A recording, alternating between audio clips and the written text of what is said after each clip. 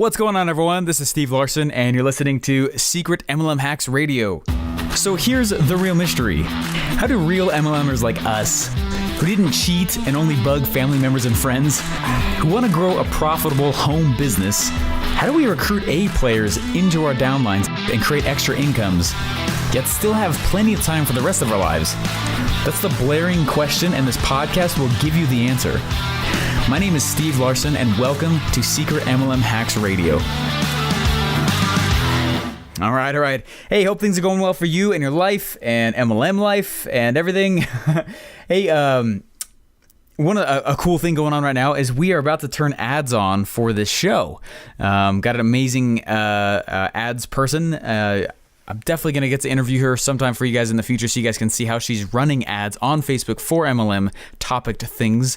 But anyway, so she's about to start running ads to the show. So that's kind of cool. So if you guys see it, just be aware that's what's going on. We're trying to widen the group. What's really fun is like the thousands of downloads that are already happening for the show. I think we've definitely struck a chord. So anyway, that's exciting. Really pumped to have all of you guys be here as listeners. And one of the cool things I like to do is obviously engage with you guys. So there is, if you go to secretmlmhacksradio.com and you opt in, on the bottom right, there's a green button.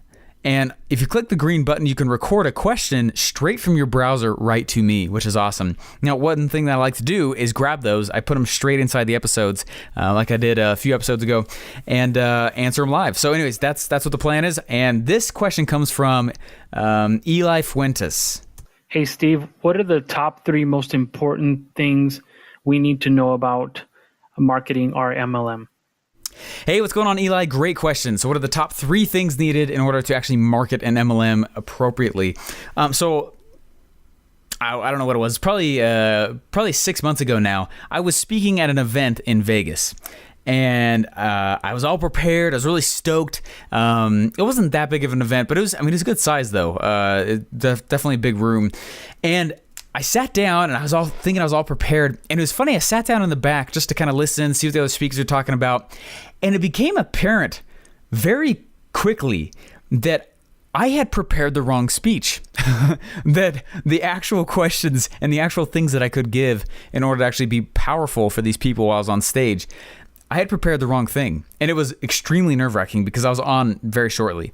And so I pulled my computer up in the back, and what I did is I started writing like crazy. I mean, I wrote, and I was redoing my slides, and I was like, oh my gosh, I have literally created, I created this speech as if these people are doing X, Y, and Z, but they're not. They're actually in this whole separate industry. And I was like, oh man. And so, I changed my title slide, the name of the thing, the main points I was going to make, all the stories. I changed almost the entire thing, and it was nerve-wracking. And what I had realized, like I said, is not just that I had created the wrong speech, but I understood the false beliefs that these people had about what I was going to talk about. I had falsely understood those things, meaning I thought that these people had all believed that, I can't even remember now what it was. Anyway, the whole point is that I was not being accurate in what these people believed and didn't believe. Does that make sense? It's really easy for a golfer to believe that there's a few ways to improve the swing. You know what I mean? Like, people are inclined to several beliefs related to what they do every single day. Just like for an MLM, if someone's gonna go, it's very hard to recruit somebody who did not already have like a pre-existing disposition towards MLM or entrepreneurship, right? It's very hard, to do that.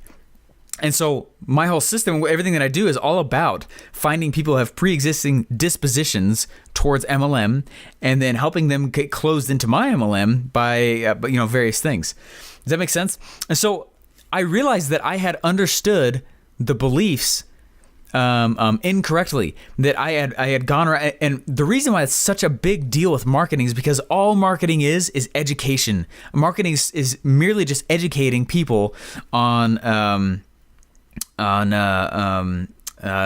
new way of thinking, right? They've got to take on some new beliefs, right? So if you're going to go market an MLM, meaning you're basically saying, what education are you giving? Now that education can come in the form of stories. It's not like it's a classroom, but it can come in the form of stories, right? It can come in the form of facts. It can come in the form of a lot of things, but merely it's the transfer of belief. You are literally teaching other people how to think differently. It's very, very powerful. Marketing's awesome.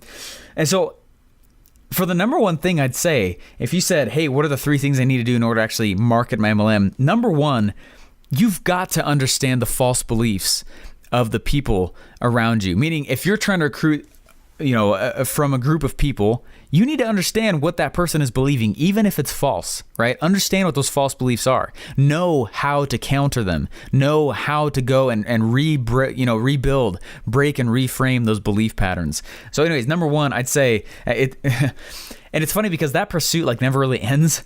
There's an initial understanding you need to gain, but it doesn't really ever stop.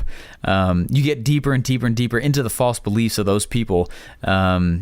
Kind of for life, and so you keep talking to people. That's one of the reasons why, even though this whole thing is built on automation and systems and stuff like that, it will never be totally automated, because you can't take the human element out of it. You need to be able to understand what those ever-changing false beliefs are, so that you can, change your marketing message. So I ended up going, back to that stage example.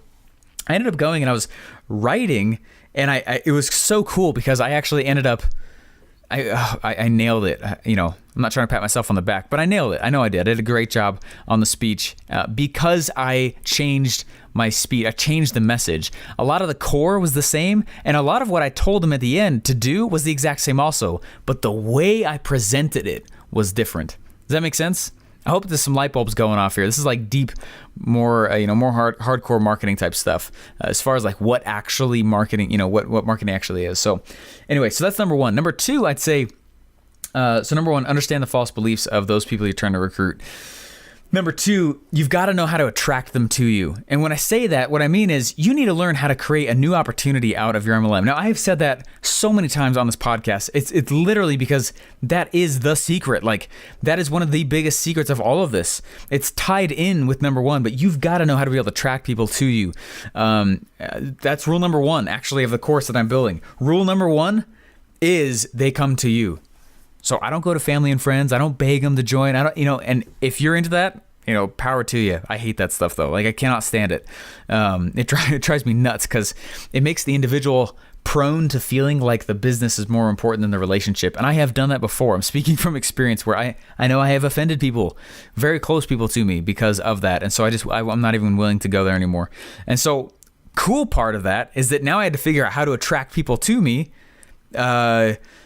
who weren't family and friends, who weren't hot market or warm market. Does that make sense? Who weren't right next to me in my own, my own network.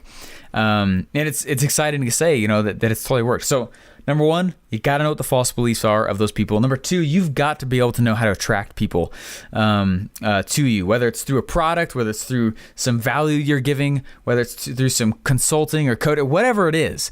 You've got to know how to attract people. And most of the time, it's easiest to do it with something free at first, and then do it with something paid in the back.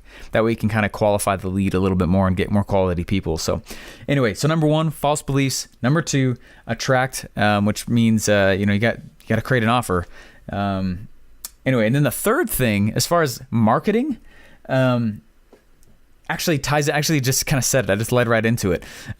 Which is, so if number two is attracting with free stuff, number three is all about getting paid to prospect. And that's the holy grail. If you can figure that out, holy crap, the world's yours. You know what I mean? Everything gets a lot easier if you know how to get paid while you're prospecting, meaning you get paid regardless if someone joins. Now, I'm excited to say I've done that over the last year, and it's super awesome. Now, I'm not trying to toot my own horn or say how awesome it is. I'm just letting you know and letting the listeners know that it's possible. It's not crazy actually either. I'm not a coder. I'm not a programmer. I'm an okay marketer. I love it. Oh, it's so fun. I'm an okay stage presenter, although I love it. It's awesome. But really where I excel in is just not giving up. Just stop giving up and you want to keep starting over. So anyway, number one, understand the false beliefs of those people you're trying to sell to, right? The people you're trying to recruit. Number two, you got to understand how to attract those people to you. And one of the easiest ways I do it is just by giving away free stuff like crazy, and then pretty soon that builds an audience around me. And then number three, figure out how to get paid while you prospect. Figure out how to create another revenue source out of the existing one. Does that make sense? Anyway, that might not be the answer you're thinking that I was going to give, but that's exactly what I would say. Anyway, you understand those false beliefs. If you understand the false beliefs, you'll really easily be able to figure out what kind of free thing to create to attract people around you. And if you know how to attract people around you, it's really easy to take one of those elements and turn it into a paid thing. Does that make sense? Anyway, hopefully that helped, Eli. Hopefully that helped everyone else who's listening. Again, if you have a question you would like to ask and you want me to answer, go ahead and ask it on secretmlmhacksradio.com. Go ahead and opt in. And then on the bottom right, just click the button and start talking, and it'll shoot the email straight over to me with a recording of your question. All right, guys, talk to you all later. Bye. Hey, thanks for listening. Please remember to subscribe and leave feedback for me. Do you have a question you want answered live on the show? Go to secretmlmhacksradio.com to submit your question and download your free MLM Masters Pack.